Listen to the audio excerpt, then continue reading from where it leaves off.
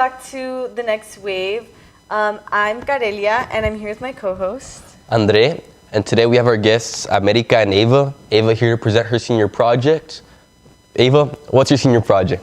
My senior project is about grief and how I believe that parents should teach their kids about grief at earlier ages so that it can not only help them develop more ways to cope, but to also help normalize the taboo topic. Not completely normalize, but help give it a sense of normalcy, because death is honestly something that's so normal within humans and anything, like everything. You can feel grief for a pet, a person, someone who's still alive, an old person. It's honestly something that's just so normal, and people are so scared of death, and I don't believe that people should be afraid of death. That's awesome. And Amerika is your mentor. So Amerika, what is your expertise on this topic? Like, what do you do for work? How do you help Ava with her project? Yeah, so basically I have worked within the bereavement field for, I would say like on and off like 3 to 4 years or 5 years of my career.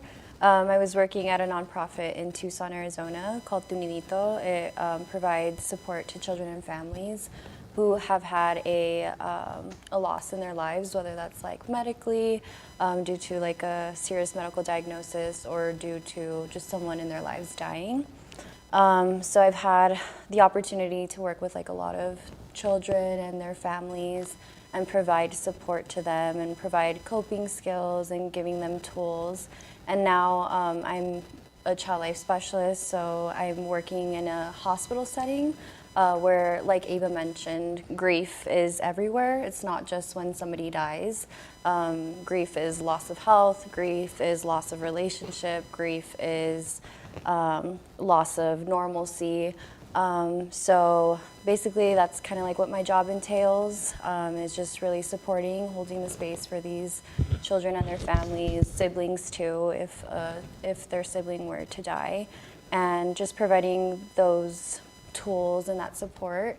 And like Ava said, normalizing grief, because it is a big process, it is a big part of our experience as like humans, and there's just like so many things that we can do like to support children and their developmental stages, kind of like meeting them like where they're at, and so yeah, that's what so I do. Awesome.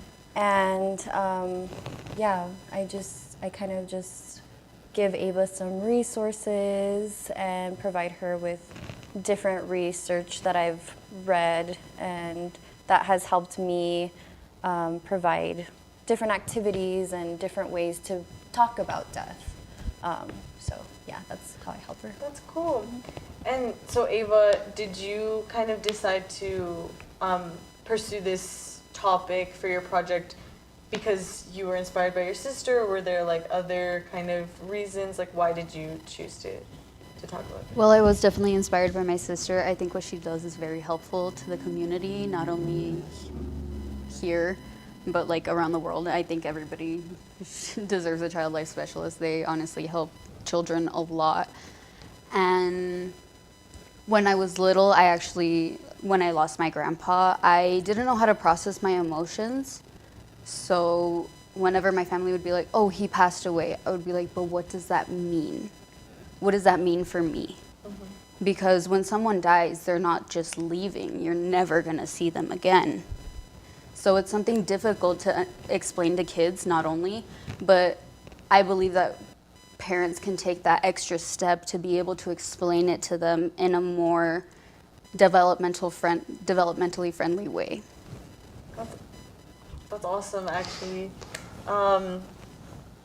And for your actual project, do you want to explain a little bit about like what you're doing, what you've been working on?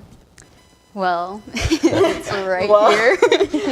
I was working on a painting that symbolizes grief. This is a woman. She's grieving. She's grieving her husband, and these are holes. I wanted to put holes in her body because grief can make people feel empty and feel like there's nothing to look forward to. So there's holes in vital parts of her body, and there's a hole over here on her hand where she has her wedding ring. She's grieving her husband, her late husband. And honestly, this piece was very difficult to work on. It took a long time. And I think I did a pretty good job, honestly. I think it's Yeah, beautiful. I think so too. But yeah, I believe that art is for everybody to interpret differently. So that's just how I interpret it. Yeah, it's beautiful. I love it. Thank you. And through your research, kind of for your essay portion of your project, what do you think is like something that you were like kind of surprised to learn, or that you were like, wow, this is interesting, I never thought about this before? It's a hard question. When I was doing my project, I didn't realize like how, I'm trying to think, like how parents will just like keep their feelings bottled up in themselves and not show their kids what grief is. They'd rather make themselves seem happy or like fine in front of their kids, when I believe that they should show their emotions and how they control their emotions in front of their kids so that their kids can grow up knowing how to feel correctly without like, I don't know, like with feeling like weird about it. Yeah. Yeah, that's so interesting, because I feel like, yeah, that's such a common thing when like, even with anything, like loss, grief, struggles, like parents hide the hard times from their kids, and then their kids like don't know how to deal with those same things, or don't think that it's normal to like be struggling in a way.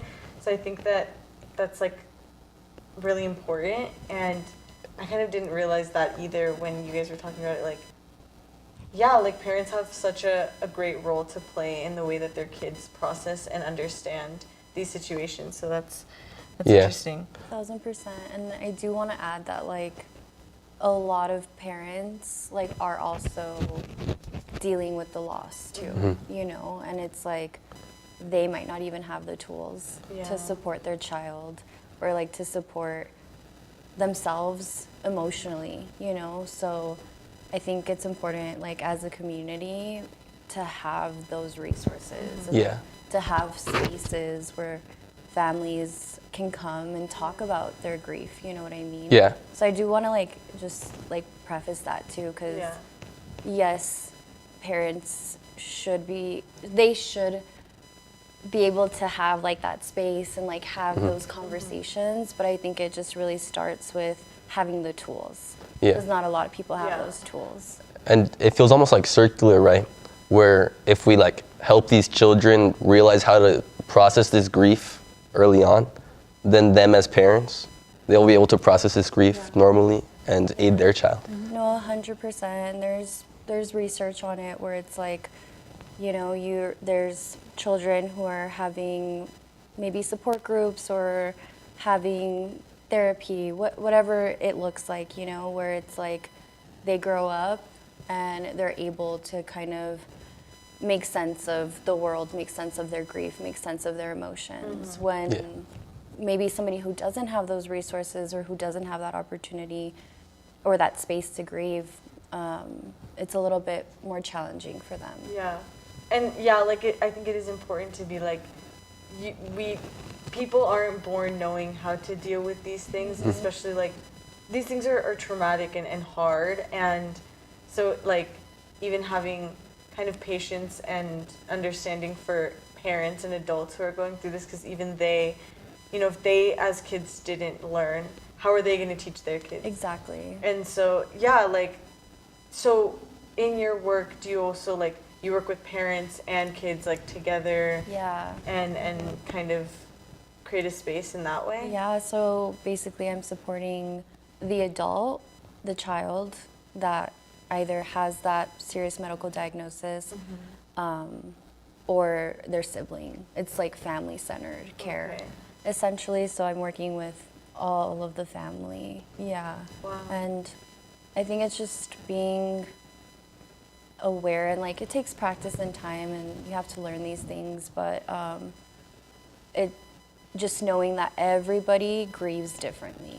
Everybody shows their emotions differently. Like maybe some people cope with humor, some people cope with maybe not the best ways to cope, like leaning on other, like, I don't know how to say it, like harmful coping mechanisms. Other people have community, other people don't have community, other people want to keep things to themselves, you know? Yeah. But I think there's different ways and tools that adults and children can have. So like Ava, she did this art piece, and art is a huge part of like therapy, you know? So it's like a lot of kids can express themselves through that, through drawing the person that died, drawing their sibling that has cancer, or things like that, you know? And you can be expressive in other ways, writing, reading, talking, or just playing too. Play is a huge part of the way that children process their emotions, especially when they're younger, so. And, well, I wanted to ask Amerika how, because this doesn't seem like an easy job, especially like emotionally. And I just was wondering, like, how has that been for you? How has like learning in that field been for you, like your experience kind of?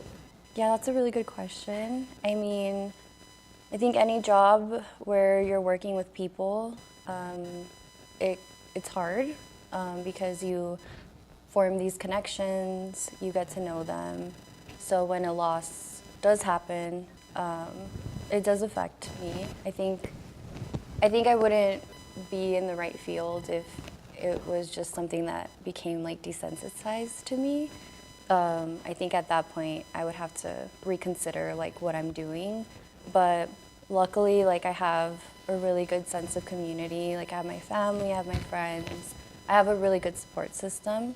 But when I first started in this working in this field, it was challenging to figure out how do I leave this at the door and like not bring it home, which honestly it's still a practice for me.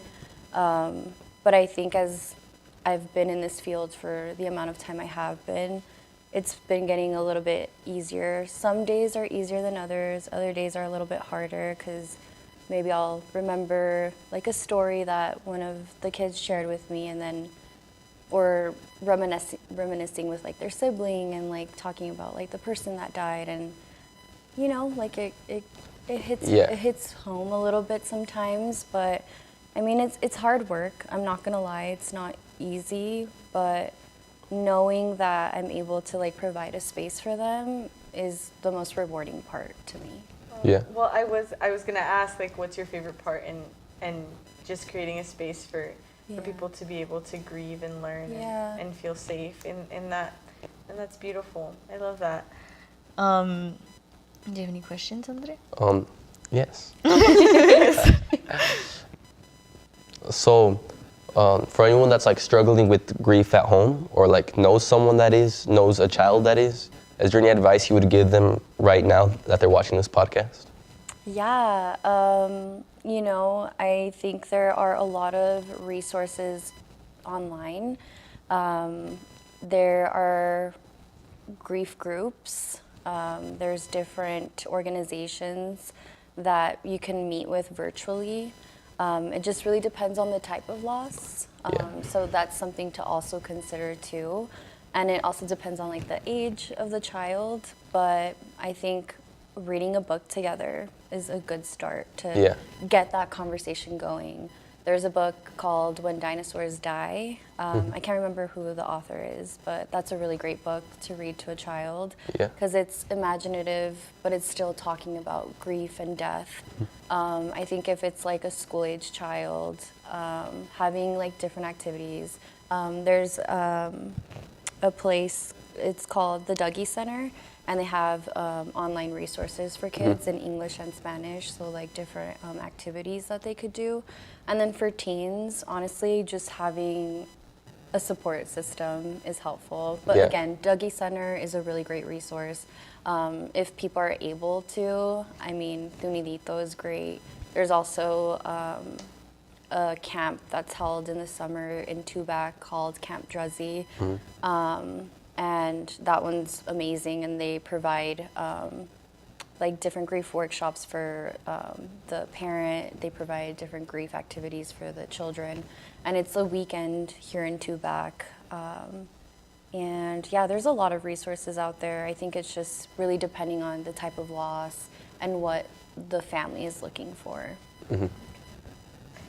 And I mean, either of you, this is a question for either of y'all to answer because it's opinions based. Do you think that there's anything schools can incorporate to help kids, like, why'd you guys smile at each other? To help kids kind of who are grieving as well? Do you want to answer, or do you want You go. me? I'll leech off of what you say. You I can both mean, answer. I think it's if the school is open to it. I think grief trainings are important. I think not everybody is able to maybe go to grief groups like in person, you know what I mean? But I think if a faculty member at schools is like able to recognize the signs of like what a grieving child is experiencing, so like loss of interest, loss, like not being hungry, like not wanting to eat, not wanting to interact with other kids. Those are really big signs. And again, grief isn't just about death, right? It could be about anything. But I think if they're trained in that aspect of like knowing what signs to look for, then maybe, you know, setting up a meeting with like parents or with a child, or reaching out to other faculty members and asking like, hey, like, have you noticed that this student has been maybe like their grades have been lowering or things like that. I think that would be really important, is like the training for the faculty to like recognize that, and if possible like have their own groups. But I think it's, you know, once you get a little bit more technical, it's like, well, what about funding for things like that? Yes. So it gets a little bit Yeah. hard for that. But if that were to be something possible, at least like when I'm thinking about like schools, I'm thinking about like the schools here in Nogales. Yeah. You know Yeah. what I mean? Yeah. And I think it's just something important. I hope that answered your question. Yeah, it was like, I agree with everything I you just said. Okay, awesome. And I guess just to wrap up, is there anything that you think is important for people to know about this topic, or that you want to like tell people? To the both of you. Yeah, either of you? You want to say something? I'm really having anything off the top of my head. I think just like I want people to know that it's okay to grieve. It's okay to feel sad, angry, happy. Some people feel relief after certain losses, and that's okay.